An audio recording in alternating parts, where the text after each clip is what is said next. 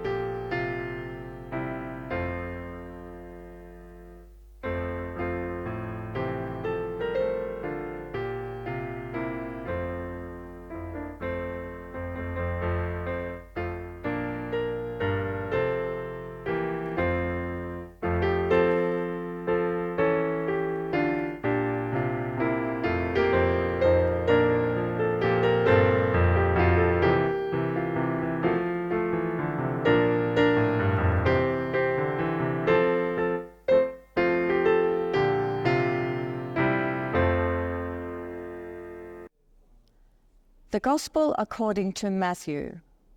Now when Jesus came into the district of Caesarea Philippi, he asked his disciples, "Who do you people say the Son of Man is?" And they said, "Some say John the Baptist, but others Elijah, and still others Jeremiah or one of the prophets." He said to them, "But who do you say that I am?" Simon Peter answered, "You are the Messiah, the Son of the living God." And Jesus answered him, "Blessed are you, Simon, son of Jonah, for flesh and blood has not revealed this to you, but my Father in heaven. And I tell you, you are Peter, and on this rock I will build my church, and the gates of Hades will not prevail against it. I will give you the keys of the kingdom of heaven, and whatever you bind on earth will be bound in heaven, and whatever you loose on earth will be loosed in heaven." Then he sternly ordered the disciples not to tell anyone that he was the Messiah. Here ends the Gospel.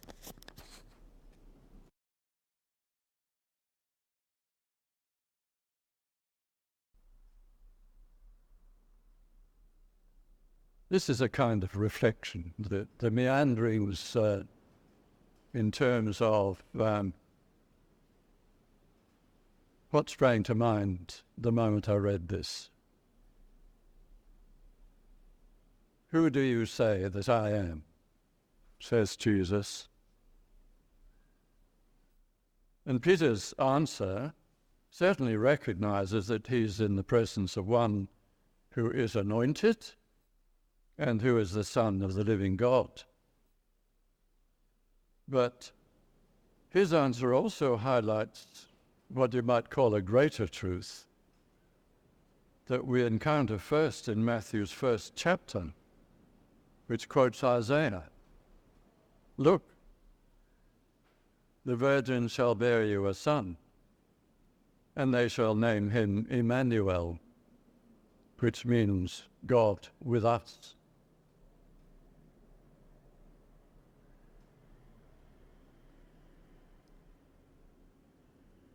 So what initially seems a mundane question reveals infinite possibility to my mind. Rather like looking to two mirrors that face each other. I don't know if you've ever done that. And what initially seems a mundane question also begs another for me. Who do I say I am? There's something different about that. So I think of being or beingness, the state of being, if you like. The waters of creation and Genesis, and the waters of baptism, the Spirit of the living God, of the breath of God bringing life, gentle as a dove, a feather on the breath of God, as Hildegard von Bingen might have said, floating serenely out of a blue sky to settle peacefully in its appointed place. Well, that's the Irenic image for me, and it's how I like to think of the breath of God, the still small voice, or the sound of sheer silence. But I also have cause to wonder if God's breath is also manifest in gale-forward winds raging over the seas of creation, not necessarily in violence, but something that expresses the vast amounts of energy entailed in the process of creation.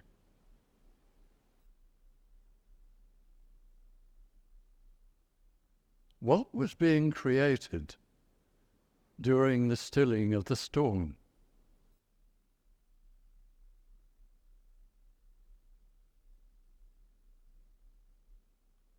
In the early life of the Church, baptism was by full immersion as an adult. So the font had more the dimensions of a swimming pool, although I believe there was a preference for living water, that is to say, rivers or seas, shades of the woman at the well.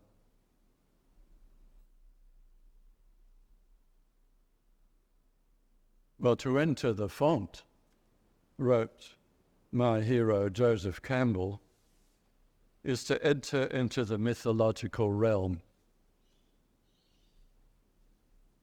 And this is what Campbell said about it.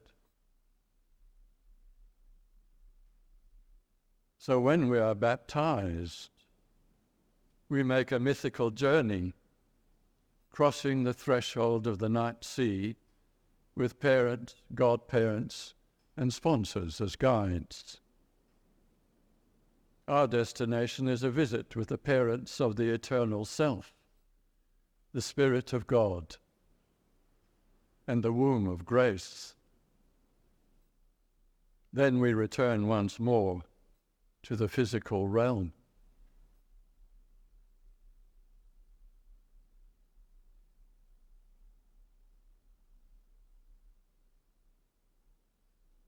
And return to the state of being, you might say. All that sets us off on a lifelong journey in which the lure is cast by the same Spirit. And the bait is the nascent gifts of wisdom that will come to fruition as we journey, as we grow, as we mature. Each is a visitation and a return to a new place a process that adds another thread to the fabric of the created universe, another thread in the fabric of the individual life, of the self.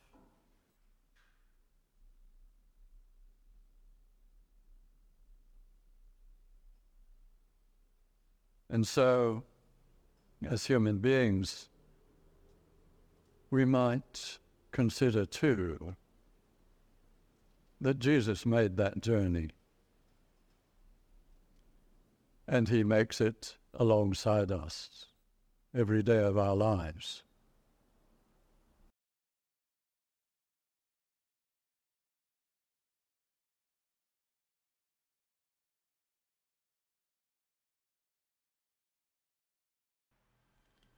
May the blessing of light be on you, light without and light within. May the blessed sunlight shine on you like a great peat fire, so that stranger and friend may come and warm himself at it. And may light shine out of the two eyes of you like a candle set in the window of a house, bidding the wanderer come out of the storm. And may the blessing of the rain be on you. May it beat upon your spirit and wash it fair and clean, and leave there a shining pool where the blue of heaven shines, and sometimes a star. And may the blessing of the earth be on you, soft under your feet as you pass along the road, soft under you as you lie out on it, tired at the end of the day. And may it rest easy over you when at last you lie out under it. May it rest so lightly over you that your soul may be out from under it quickly, up and off on its way to God.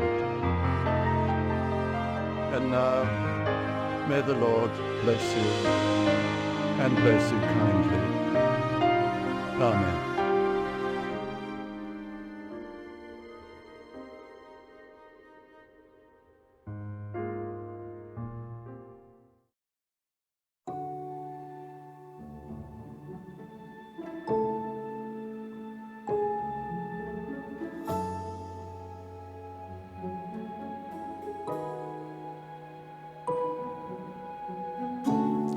Well, we're running the vigil, which has been an annual event, because a number of us in the community are deeply concerned about climate change, where there are so many obvious indications, and concerned because subsequent federal governments have seemed to be ignoring science for a number of decades, 2 or 3 decades. So the community wanted to have an event which was a quiet day, a vigil for our earth, about the protection of our earth and to focus on our earth. The program for the day goes from 8 in the morning till 6 in the evening. The focus is on coming to sit quietly and focusing on and meditating on the earth. From 8 till 9 will be a time of silence. 9 till 10 there'll be a guided meditation with the focus on our earth. From 10 till 12, some of the community who are involved in the community garden, which has been established in the last 2 years just outside the doors of the church. The garden is a space for the community where they can come and tend, harvest produce, enjoy the space. The people will have the opportunity to plant seedlings between 10 and 12 on the day of the vigil as an act of doing something to help the environment. As the day goes on, at 12 o'clock there'll be a meal provided, a vegetarian meal for people from 12 to 1. Anyone from the community can come and join in that meal, which will probably, if it's a lovely day, we'll sit in the garden. The afternoon from 1 through till 4, the focus will be on silence again, sitting in silence, and there will be various images, dramatic images really from our earth and what is happening up on big screens inside the church. Then at 4 o'clock, from 4 till 5, there'll be a sound bowl meditation led, where again some crystal bowls will be played and there'll be quiet in between those sounds. 5 to 6 will complete the day with silence. People can come and either sit inside the church, in the cool of the church, and be quiet there, or anywhere around the church. There are chairs for people to sit on, benches, and even sitting near the garden.